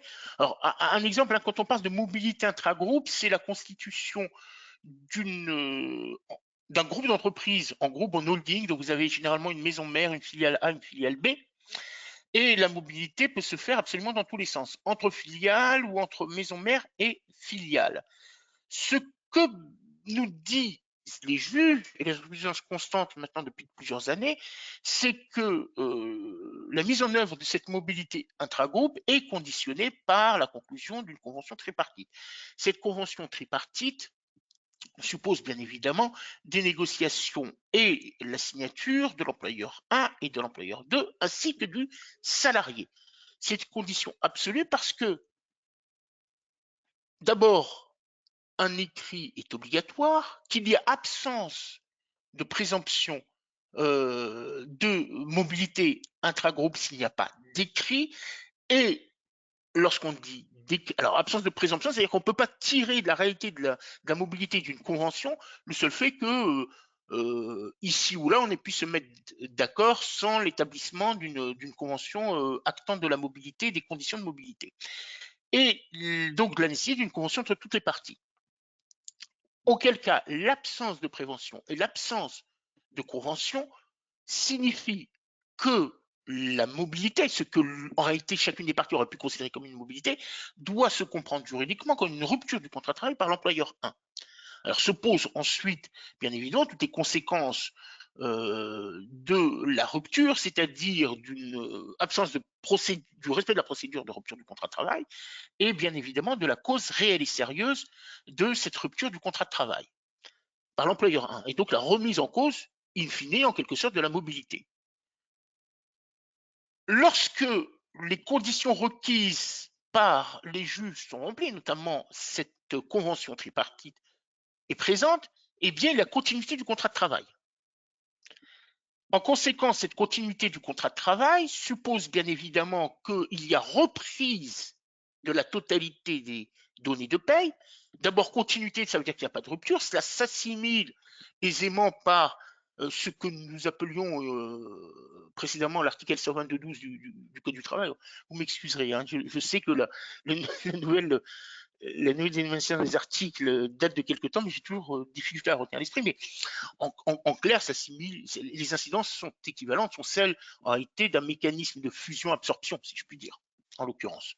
Et donc, bien évidemment, il y a absence de rupture du contrat de travail. L'employeur reprend les contrats de travail, ou le contrat de travail, puisqu'il n'y en a qu'un seul, en l'occurrence, tel quel. C'est une continuité du contrat de travail, et c'est reprise de l'ensemble des données de paye.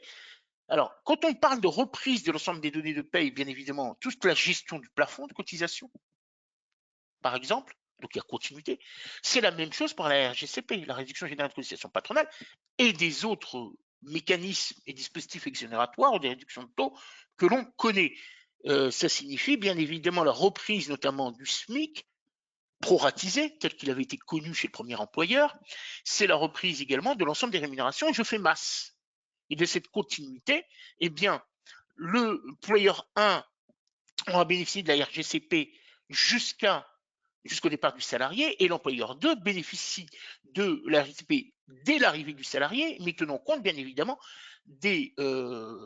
l'ensemble des éléments constitutifs de cette réduction tels qu'ils ont été traités auprès de l'employeur 1. Par ailleurs, s'agissant des droits à congés payés, là on va se référer expressément à la convention tripartite. C'est cette convention tripartite qui va solutionner ou résoudre le droit à congé payé du salarié. Alors, deux façons d'y répondre.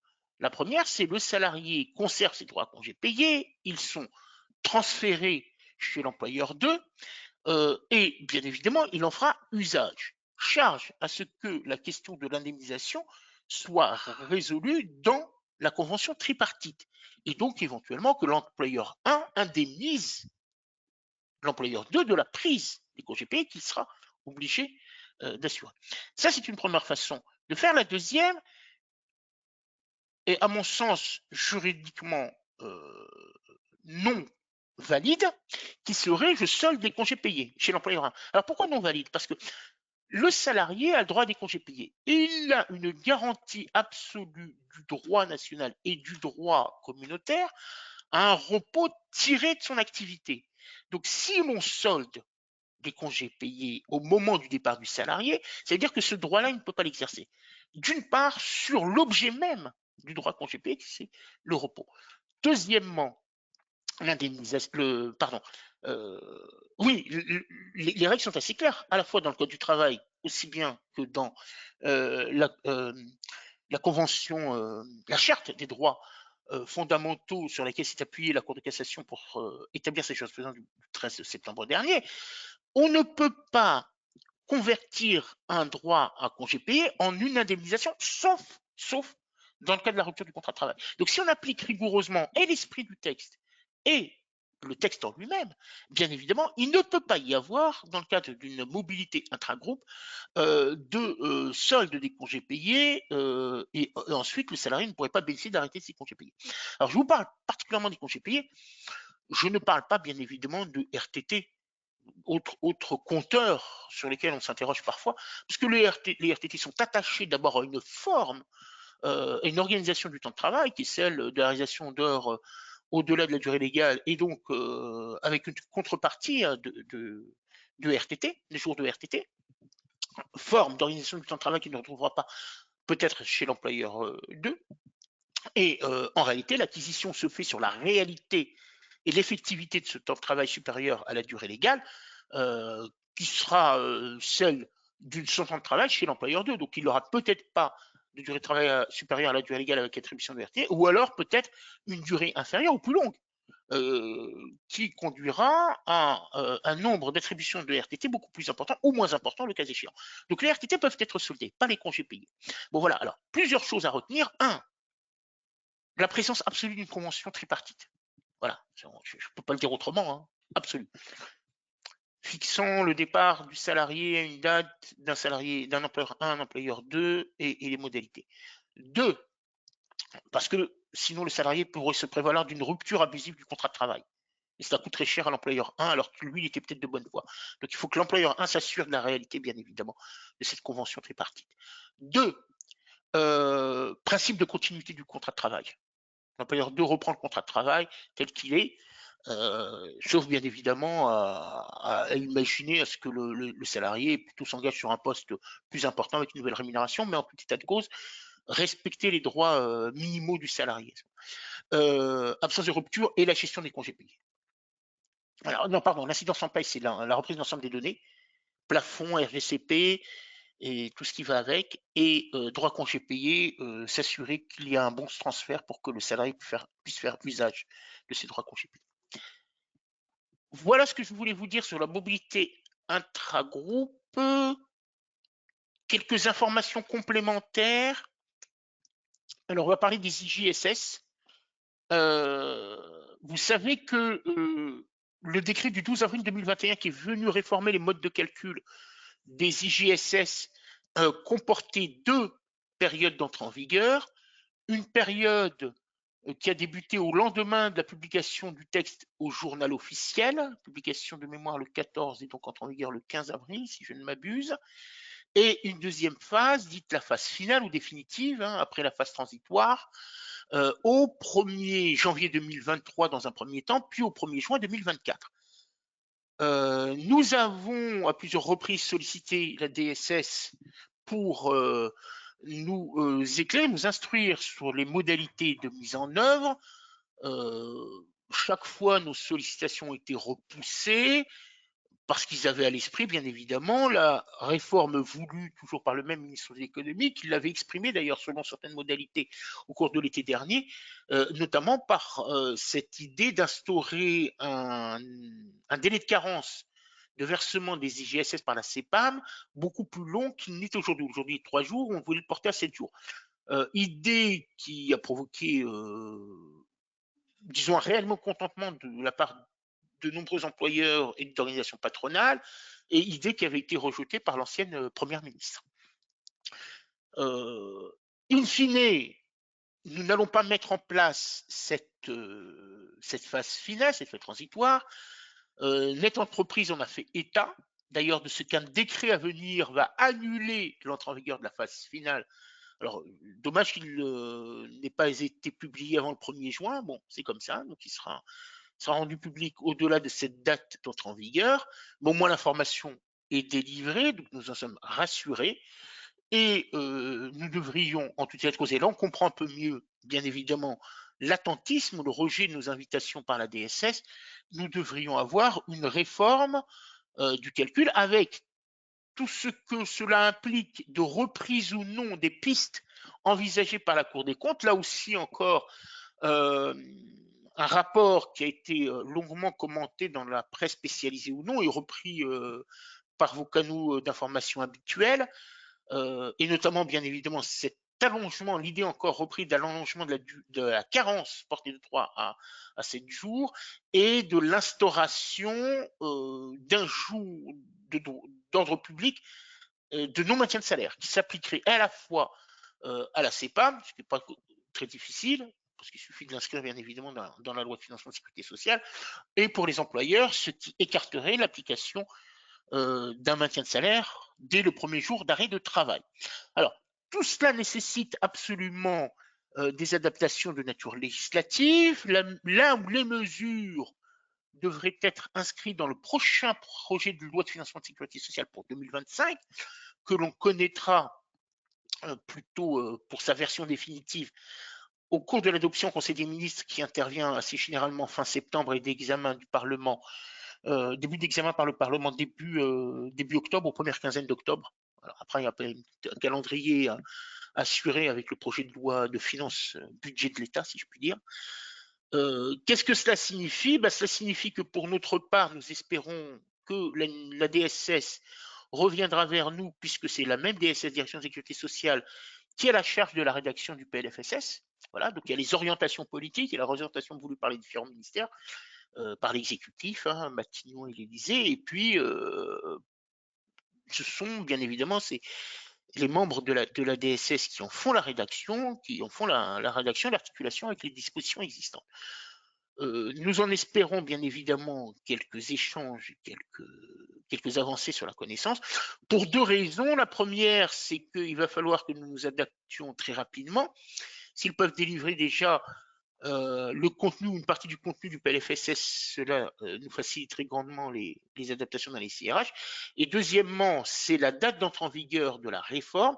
Si elle devait être, on verra si c'est faisable ou pas techniquement, à raison bien évidemment des informations qui nous sont délivrées. Si elle devait être le 1er janvier 2025, je vous rappelle, et à ce jour, l'idée de revoir la période de référence pour l'établissement de l'assiette de calcul n'est pas remise en cause, Si elle devait être maintenue, à savoir les 3 mois civils qui précèdent le début de l'arrêt, ça signifie qu'un arrêt qui débuterait au plus tôt le 1er janvier 2025 supposerait le calcul des IGSS à la lumière et en conformité avec les nouvelles règles, mais avec une période de référence de reprise des rémunérations des mois d'octobre, novembre et décembre, avec toujours cette référence ou pas au nombre de jours calendaires réellement travaillés et la rémunération qui correspond à son nombre de jours calendaires, puisque normalement nous devons abandonner toute référence au salaire rétabli. Techniquement, on paye ce que nous appelons le salaire rétabli. Bon, voilà où nous en sommes. On reviendra vers vous, bien évidemment, dès lors que nous aurons un peu plus de visibilité sur la réforme. Alors, je ne sais pas si nous en aurons plus début juillet, mais assez probablement début septembre. Du moins, nous l'espérons bien évidemment pour pouvoir être en mesure d'y répondre dans le calendrier que je viens d'énoncer. Alors, oui, vous avez pris connaissance sans doute de la création de 2 nouvelles rubriques. Hein.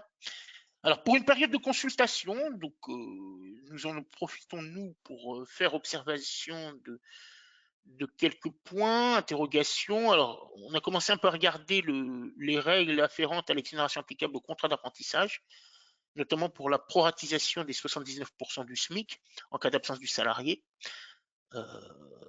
qui ne sont pas la pratique présente jusqu'à présent, et puis voilà, des modalités qui nous étonnent. Donc nous allons, non, nous n'avons pas encore fait. Nous allons donc saisir la DSS de ce point-là. Et l'autre sujet, l'autre rubrique, c'est le régime social applicable aux rémunérations des stagiaires.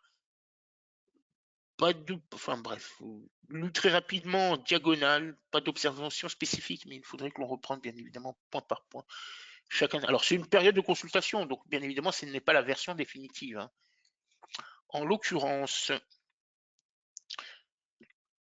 autre information complémentaire, alors n'impactant pas forcément directement les systèmes d'information et la paix, mais qui est toujours utile en matière de gestion des ressources humaines si vous le pratiquez, ou si vous appuyez sur un outil spécifique en termes de collecte des données personnelles, pour ce qu'il en est de ce rappel de règles, hein, énoncé encore à nouveau par la Commission nationale informatique et liberté, de ce que l'employeur doit se contenter et doit se limiter à une collecte dite minimisée des données personnelles, et que ces données-là, ces informations-là, doivent être nécessairement en adéquation avec le poste dans le cadre d'une embauche, ce qui signifie que les données ne doivent servir, ne sont utiles et justifiées dans leur collecte que pour l'appréciation des capacités à occuper le poste et aux aptitudes professionnelles, et de facto, un certain nombre d'entre elles doivent être écartées.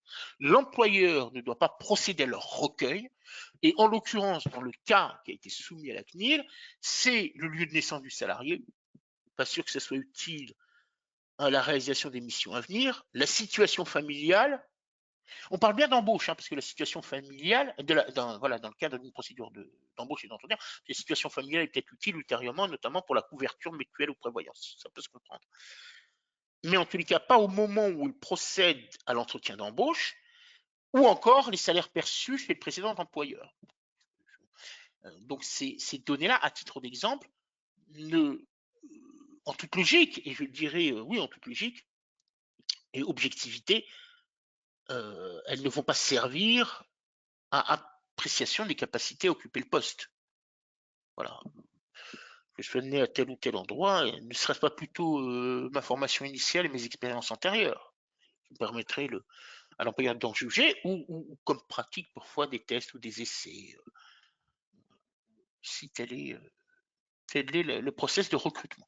Bref, soyons extrêmement prudents, hein, bien évidemment, sur ces modalités-là, et éviter le cas échéant d'y recourir, et de faire en sorte de ne pas alimenter le système d'information lorsque vous disposez d'un outil d'entretien et de recrutement.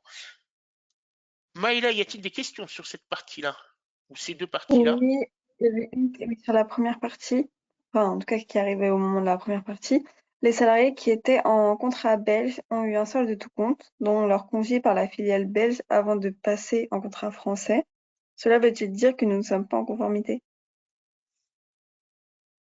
Alors, je reviens en arrière. C'était pas dans Sur les les cas. congés encore, je sais plus. C'est la mobilité intragroupe. Ah oui, C'est ce voilà. point-là. Ouais, c'est la mobilité intragroupe. Écoutez, très honnêtement, moi, je suis fortement gêné. Voilà, j'ai pas de jurisprudence en la matière. Je pense que la meilleure des précautions est de faire en sorte que le salarié bénéficie toujours de ses congés.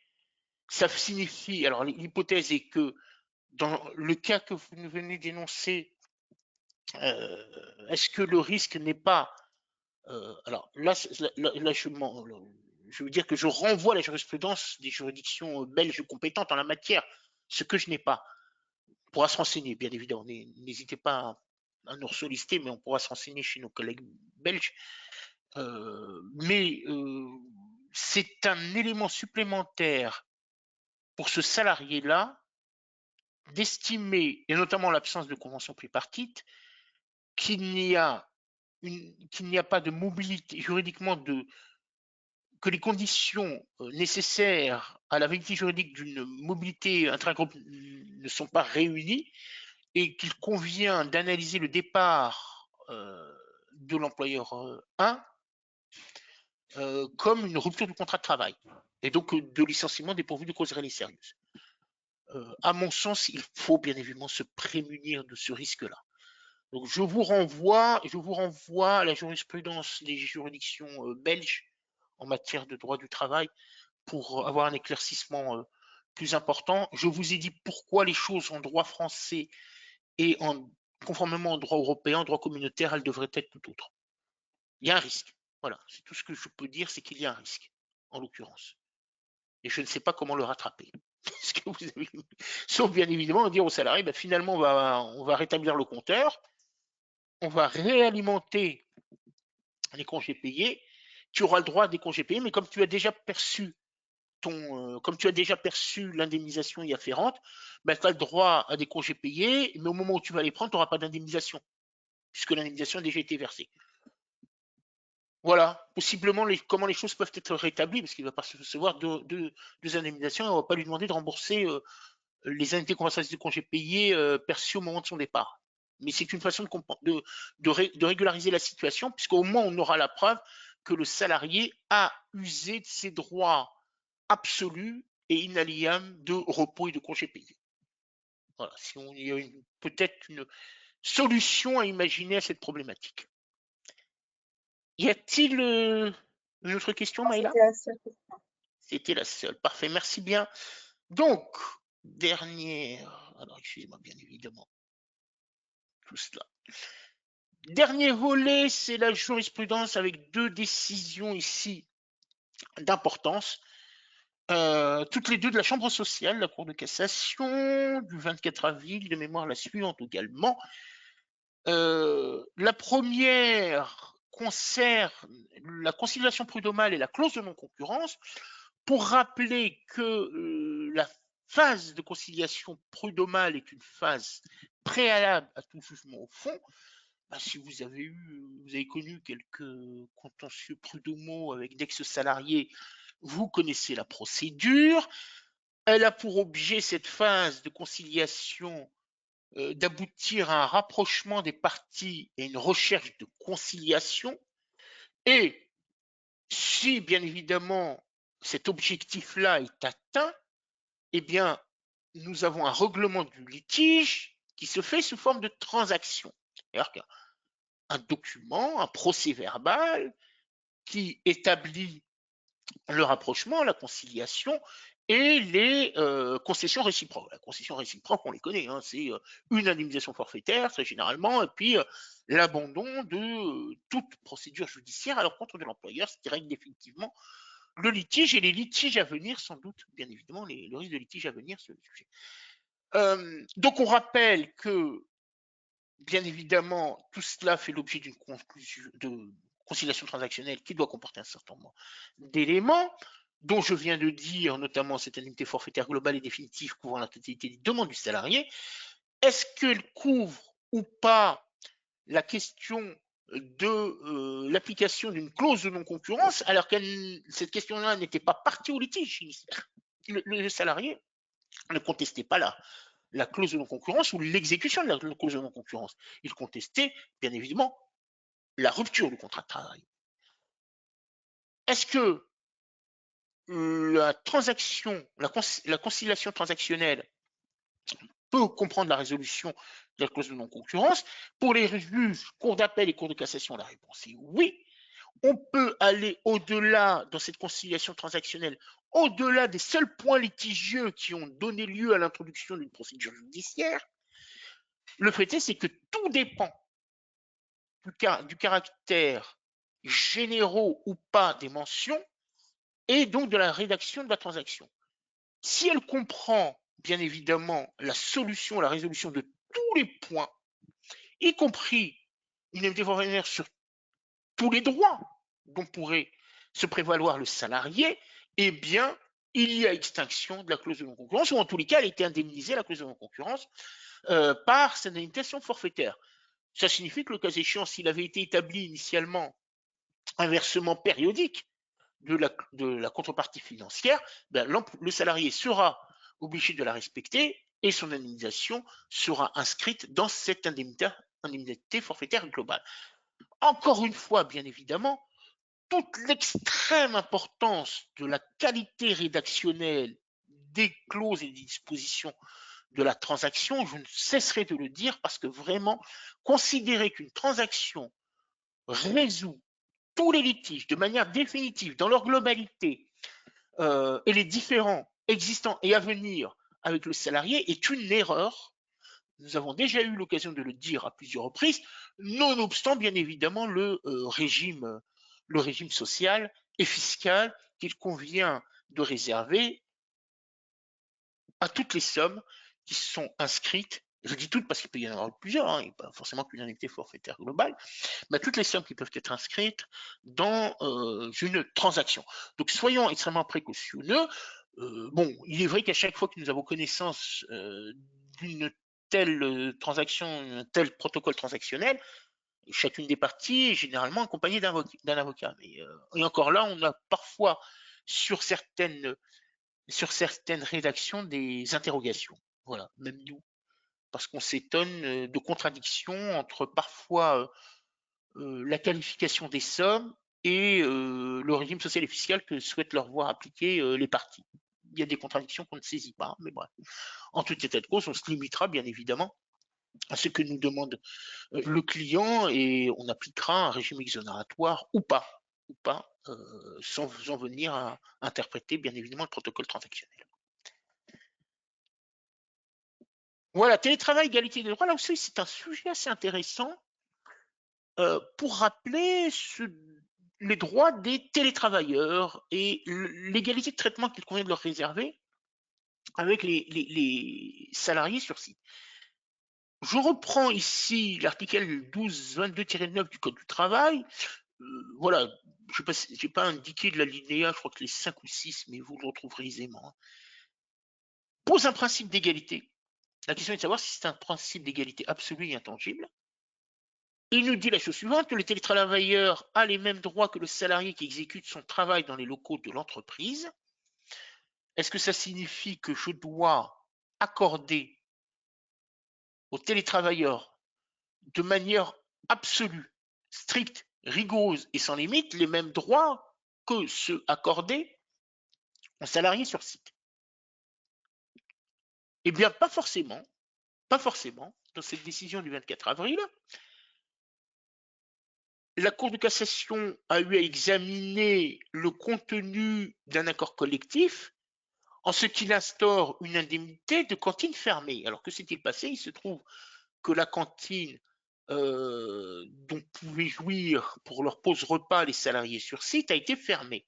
Du fait de cette fermeture, l'employeur a décidé de verser une indemnité forfaitaire qui est équivalent à la subvention repas hein, en termes de montant, la subvention repas qu'il versait pour l'usage de cette cantine. Est-ce que ça signifie que les télétravailleurs qui, eux, n'ont pas recours à la cantine, et pour cause, ils ne sont pas mis dans les mêmes conditions de travail, doivent également percevoir cette indemnité de cantine fermée? Pour les juges, la réponse est non. Il convient de retenir les conditions de versement. Cette indemnité de cantine versée vient en compensation de la fermeture de la cantine et fréquentée uniquement par les salariés sur site. Tout simplement, c'est-à-dire que les salariés sur site aujourd'hui bénéficiaient, avant la fermeture bien évidemment de la cantine, bénéficiaient pour le paiement de leur repas d'une participation de l'employeur qui diminuait la facture, hein, si je puis dire, du plateau repas. Ils ne peuvent plus prétendre, mais ils ont besoin bien évidemment de se restaurer en toute légitimité durant cette période de pause repas, de pause déjeuner. Comment vont-ils financer cette pause déjeuner puisqu'ils ont perdu la subvention employeur? Eh bien, par le versement d'une indemnité de cantine fermée. C'est cet objet-là qu'il convient d'examiner, c'est la condition de versement. Les salariés télétravailleurs n'étant pas dans la même situation, ils n'ont pas perdu, bien évidemment, le bénéfice du financement du repas si l'employeur l'avait prévu, notamment par la remise, peut-être, de titres restaurant, peut-être pas de titres restaurant. Eh bien, ils ne peuvent pas, en tous les cas, se prévaloir de cette petite cantine fermée, puisque de toute façon, ils ne pouvaient pas se prévaloir de la subvention de l'employeur lorsque la cantine était ouverte. Donc, les juges ont rejeté la demande des salariés. En l'occurrence, ils font une interprétation restrictive et non pas absolue des dispositions du Code du travail que vous avez sous les yeux, entre guillemets. Donc, quand des droits sont accordés aux télétravailleurs, encore une fois, il convient, le principe d'égalité de droit, pardon, il convient de regarder les conditions de travail, les conditions de versement de ce droit aux salariés sur site pour rechercher s'il y a une égalité de traitement. J'attire votre attention sur le fait que si par le passé on a pu dire qu'ils devaient bénéficier du titre restaurant, c'est parce que les salariés sur site en bénéficient également. Voilà, tout simplement. Et donc ils devaient avoir les mêmes avantages, les mêmes conditions de remise du titre restaurant. En l'occurrence ici, l'unité de cantine fermée doit répondre au fait qu'il allait de compenser la subvention de l'employeur du fait de la fermeture de la cantine. Voilà. Des questions peut-être, Maïla, ou pas? Allô? Oui, pardon. Alors, doit-on avoir plusieurs compteurs congés payés sur le bulletin de salaire? Excellente question. Alors, excellente question, ça m'a même fait l'objet d'un débat en interne, pour ne rien vous cacher, entre le tenant d'une thèse et les tenants de l'autre thèse. Je vous disais le mois dernier que la gestion de 2 compteurs s'imposait à l'employeur. Absolument. Parce que bien évidemment, que je porte ces 2 compteurs sur le bulletin de paye ou pas, il va quand même falloir que régulièrement, j'informe le salarié de ses droits et de la juste application de ses droits. Et il va être bien évidemment sensible à ce que ces droits à congés payés soient alimentés également, conformément à la loi, aux nouvelles dispositions légales, y compris en période d'arrêt de travail non professionnel. Cette gestion-là de compteur, elle s'impose, bien évidemment, pour que l'on puisse l'apprécier. Sur le bulletin de paye, il y a 2 façons d'opérer. Soit on va être assez transparent avec le salarié. Et si l'on considère. Alors, pour rappel, les compteurs ne sont pas une obligation sur le bulletin de paye, juste au passage. Ce n'est pas une mention obligatoire. Alors, ça peut peut-être évoluer dans le temps, je ne sais pas, mais ce n'est pas aujourd'hui une mention obligatoire. Soit on va être transparent et permettre aux salariés de vérifier que la loi a été scrupuleusement respectée. Et il faut 2 compteurs. Soit une autre lecture, dans la mesure où les deux compteurs ne sont pas une obligation, on pourrait imaginer d'avoir qu'un seul compteur avec le cumul des 2 droits. Des droits issus du temps de travail effectif, acquis au titre du travail effectif, et des droits acquis au titre de l'arrêt de travail. Dans ce cas-là, on ferait masse des 2 droits, on n'aurait qu'un seul compteur. Sachant que, bien évidemment, on expliquera aux salariés que ce. Ensuite, comment veut-il vérifier? C'est toute la problématique de la question du document informatif accompagnant le bulletin de paie qu'on va remettre aux salariés. Alors, l'arrêté à venir, peut-être le décret, mais ou l'arrêté à venir, nous éclairera et précisera bien évidemment les mentions obligatoires. Mais sur le bulletin de paie final, aujourd'hui, il n'y a pas de contrainte de 2 compteurs. Ce que je disais le mois dernier, c'est que pour permettre bien évidemment à ce qu'ils comprennent. Moi, je serais plutôt favorable à 2 parce qu'il faut que le salarié puisse être en mesure de vérifier. L'argument inverse est valable aussi sur les 2 compteurs. Après, c'est une question de place également sur le bulletin. Voilà. En tout état de cause. C'est une place. Alors, certaines options sont prises, notamment pour les bulletins produits par Alicia. Nous n'excluons pas l'idée suivante, mais lors de la délivrance des bulletins ou des solutions retenues par le produit, vous en saurez plus, nous n'excluons pas l'éventualité de laisser une option. Voilà. De dire que quand je produis le bulletin de paie, j'ai une option d'afficher les 2 compteurs ou pas. Voilà, tout simplement. Puisque pour trancher, c'est la meilleure façon de faire. Et le débat, je ne vous le cache pas, était ouvert en interne. Donc vous devriez avoir les 2 options. Tout simplement.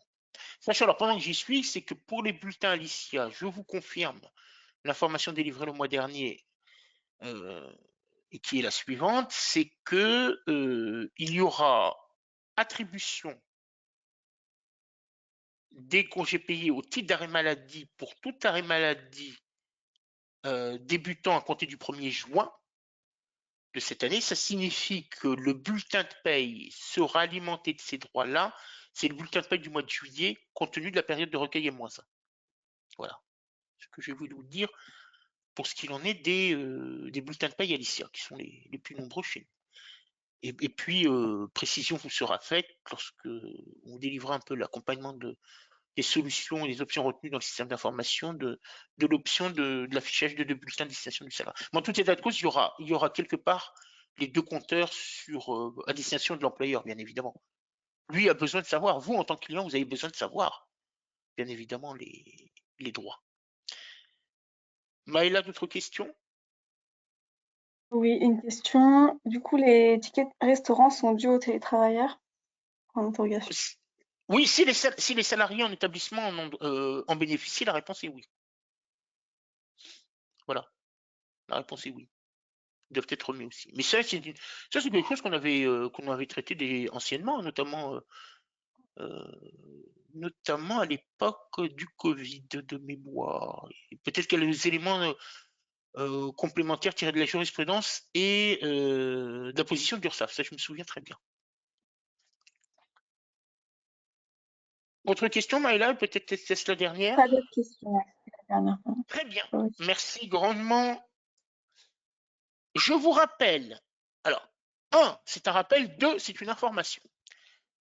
La première, c'est que bien évidemment, sont toujours à votre disposition tout un nombre de sujets de formation auxquels vous pouvez vous inscrire, dont vous pouvez bien évidemment prendre connaissance de leur exhaustivité, c'est-à-dire l'intitulé, le programme, les conditions de réalisation de la formation. Ce sont des formations d'une demi-journée, d'une durée de 3h à 3h30, répondant aux exigences de la certification Qualiopi, puisque nous sommes certifiés Qualiopi.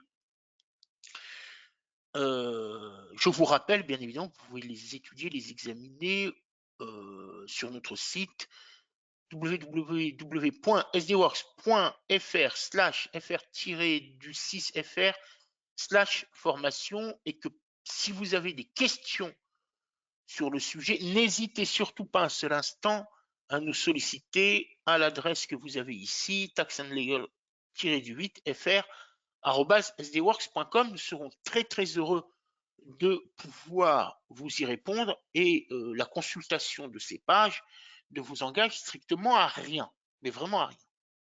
Donc n'hésitez pas à le faire, n'hésitez pas à nous solliciter. Deuxième point, cette fois-ci en complément, compte tenu de la réforme actuelle relative aux congés payés, nous avons pris la décision de créer, alors elle était déjà existante, mais de la replacer dans notre calendrier. Au cours du mois de juillet, une formation, et vous l'avez d'ailleurs en centrale sur votre écran en haut, une formation sur l'acquisition et la prise des congés payés.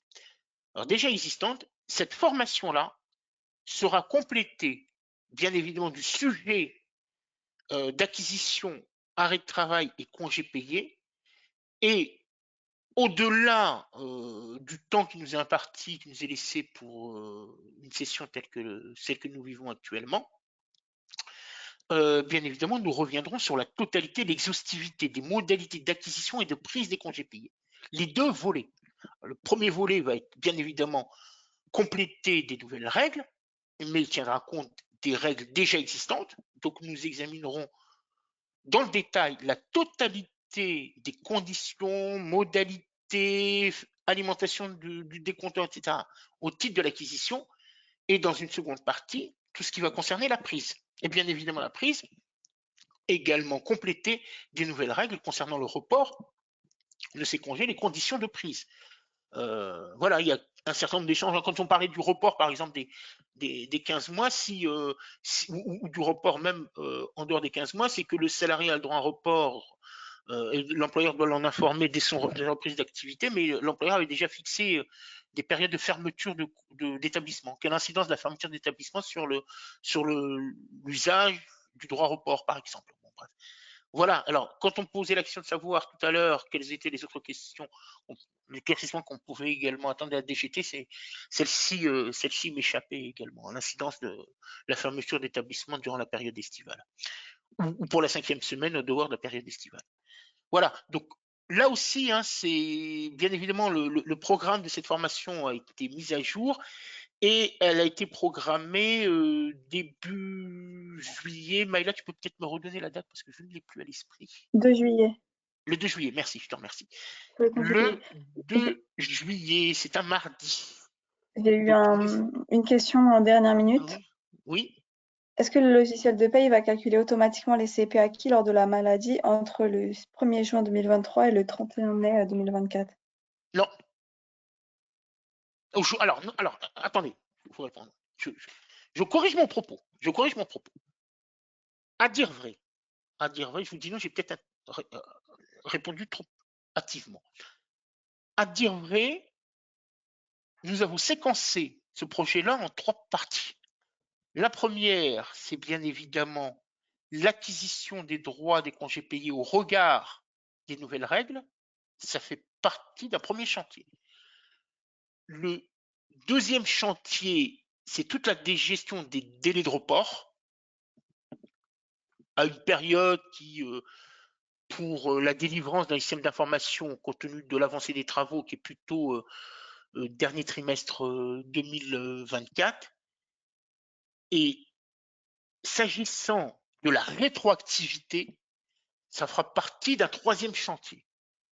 Donc, on a d'abord voulu répondre immédiatement à toutes les situations présentes, depuis l'entrée en vigueur de la loi, à toutes les situations présentes à compter du 1er juin, c'est-à-dire début d'une période de référence, pour être sûr que les compteurs soient correctement alimentés. Pour la période antérieure, on reviendra vers vous pour savoir si on peut automatiser ou pas, parce que sur cette période-là, et même encore antérieure, parce qu'on a pris l'exemple tout à l'heure d'une période de référence 21-22, la question est quelle capacité de reprise des données nous avons.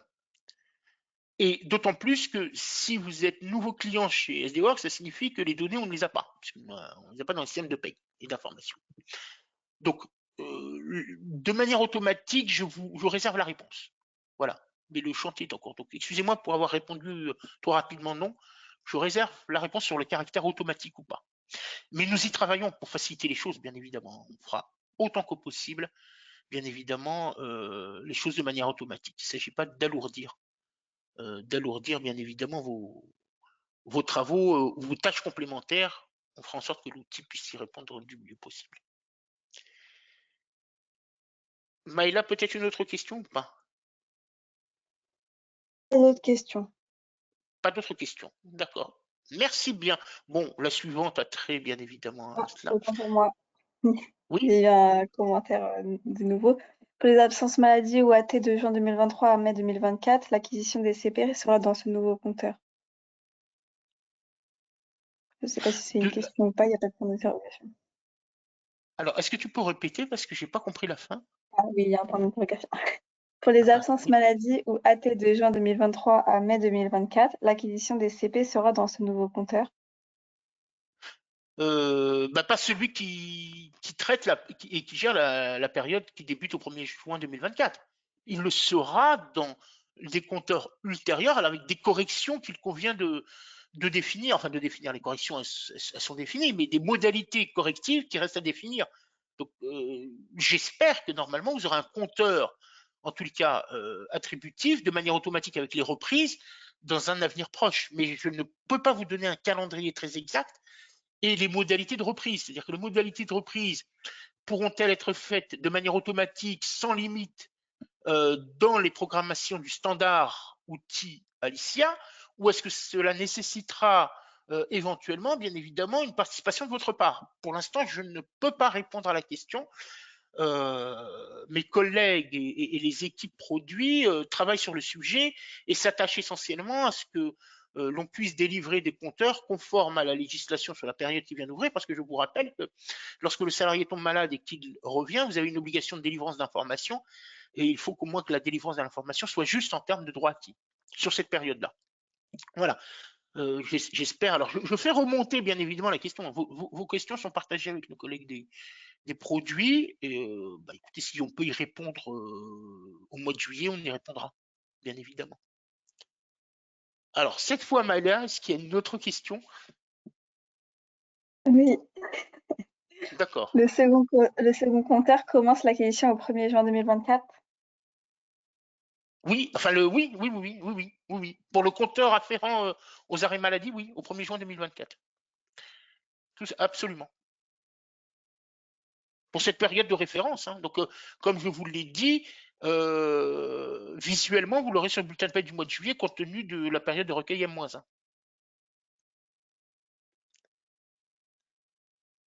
Maëla, à nouveau, autre question?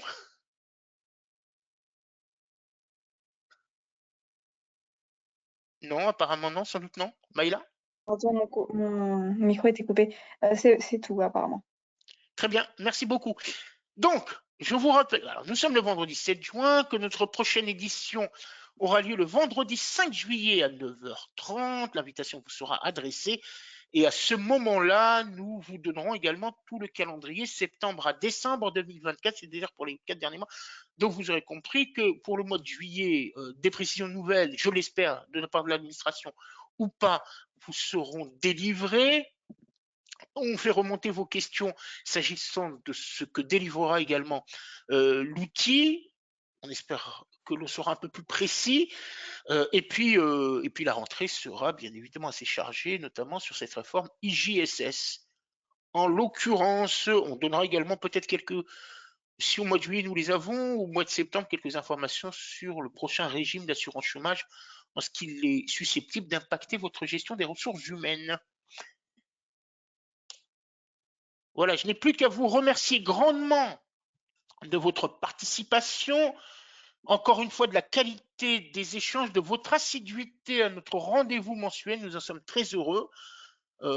Et puis, faites toujours part de vos interrogations auprès de vos interlocuteurs habituels de SD-Works, hein, au sein des équipes opérationnelles. Elles nous font régulièrement, ces équipes, remonter ces sujets. Et puis, on tâchera d'y répondre dans les limites des informations dont on dispose. Voilà, j'espère bien évidemment vous retrouver très prochainement. Je vous souhaite une bonne continuation, une bonne fin de journée, et puis à très bientôt. À très bientôt pour de nouvelles informations. Merci grandement Maïla. Merci bien, au revoir. Au revoir. Bonne journée, à bientôt.